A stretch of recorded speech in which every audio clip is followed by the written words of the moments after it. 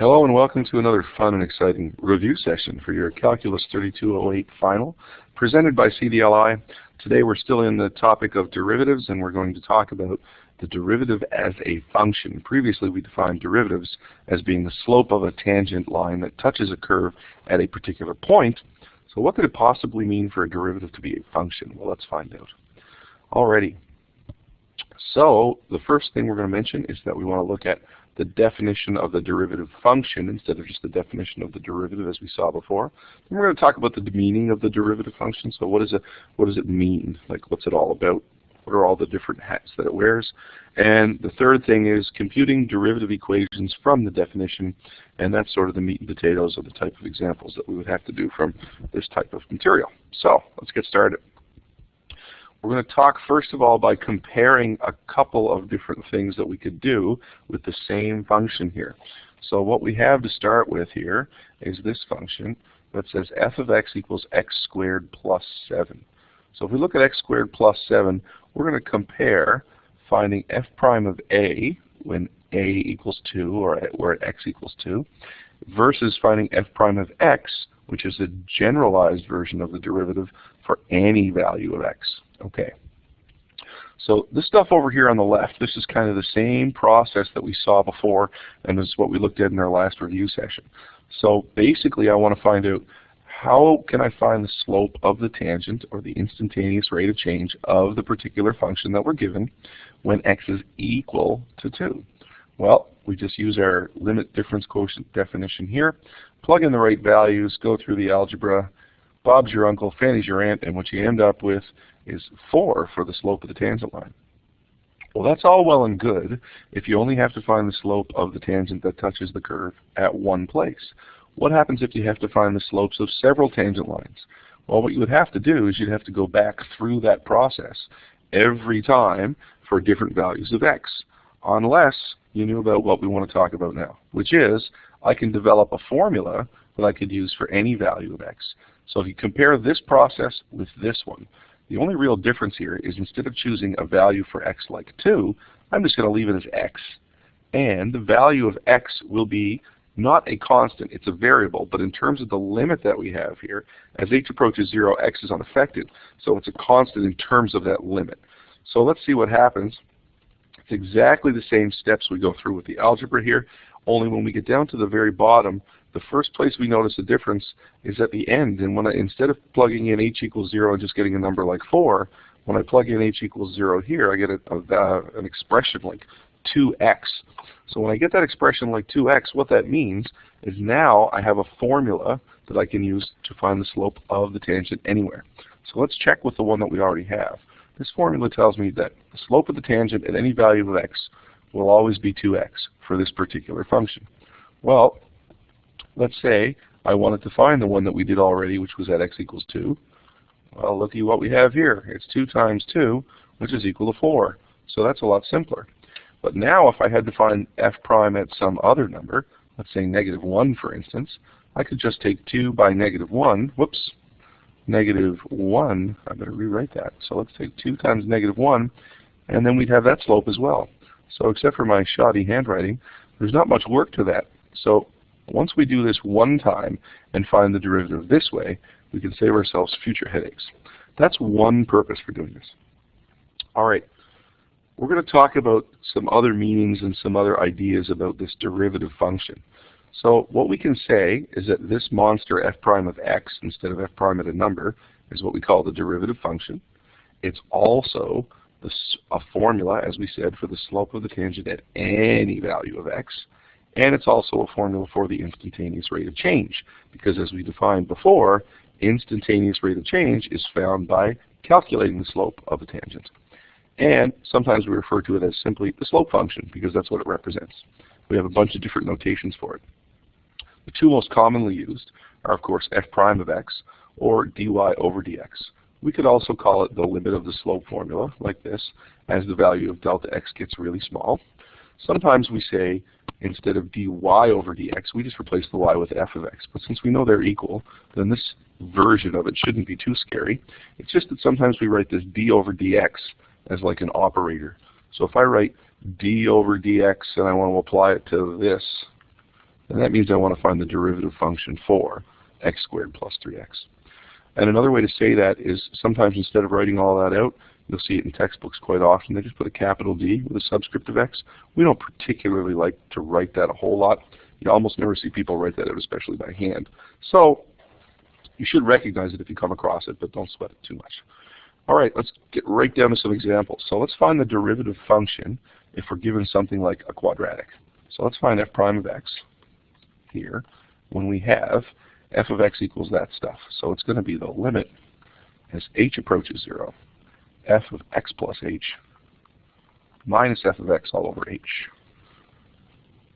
After you write that formula down about 7,000 or 8,000 times, you'll never forget it. So we want the limit as h approaches 0. F of x plus h is going to be x plus h squared minus 5 times x plus h plus 9. And we have to subtract f of x, which is simply x squared minus 5x plus 9. Be careful. Notice that I use brackets there. Often I see students forget these brackets right here that I've included, and what they do is they ensure that we use the distributive property with our negative there when we subtract every term of our function. So be careful with that. All right, so let's work through this. We have the limit as h approaches 0 of x plus h all squared is x squared, 2xh, and h squared. And then we've got to subtract 5x and subtract 5h, add 9, and then we'll have minus x squared plus 5x minus 9. And that's a whole pile of junk up top. But watch what happens. Every time we do this, we get really complicated first, and then we get really simple after. Because these x squareds can add up to nothing. And this 5x right here, sorry, this one right here should actually be a 5h, excuse me on that one. But these 5x's right here will add up to nothing. These 9's will add up to nothing. And we're not left with much.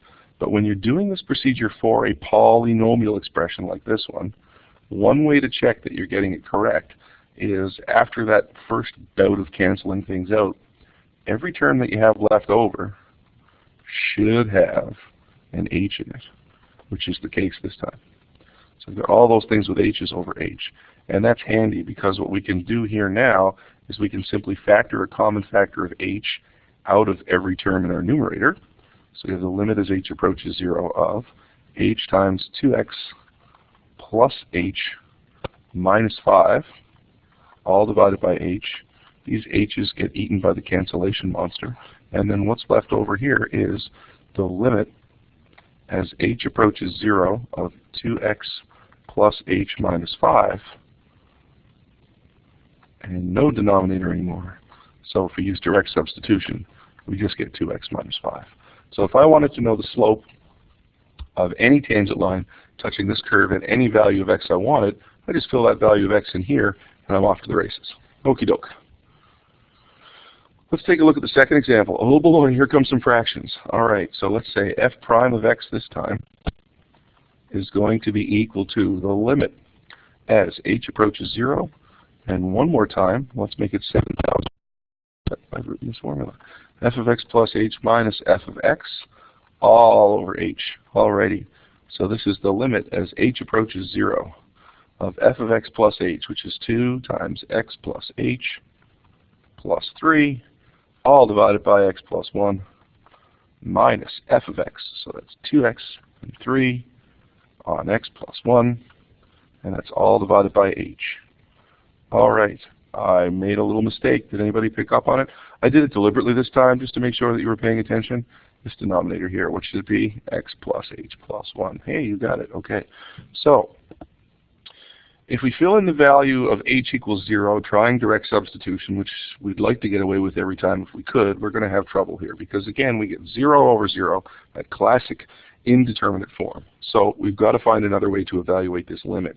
And what we have to remember is that when we're evaluating limits with really complex rational expressions like this, or complex fractions we sometimes call them, then our usual strategy is to try and simplify the fractions and all the sort of skills that we learned with that stuff from Math 2200 a year ago for most of you, I would assume.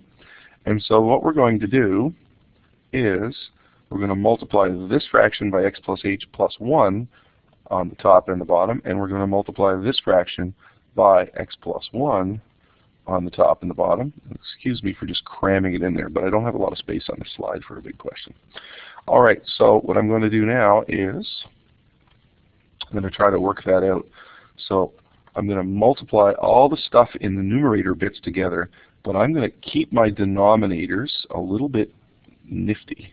I'm not going to get too complicated with the denominators because I'm hoping that some of that stuff is going to go away eventually anyway. So I'm going to leave x plus h plus 1 times x plus 1 in my denominator. And I'm going to need a lot more space for that numerator, I suspect. So let's see what happens. I've got x plus 1 here, and that has to get multiplied by 2x plus 2h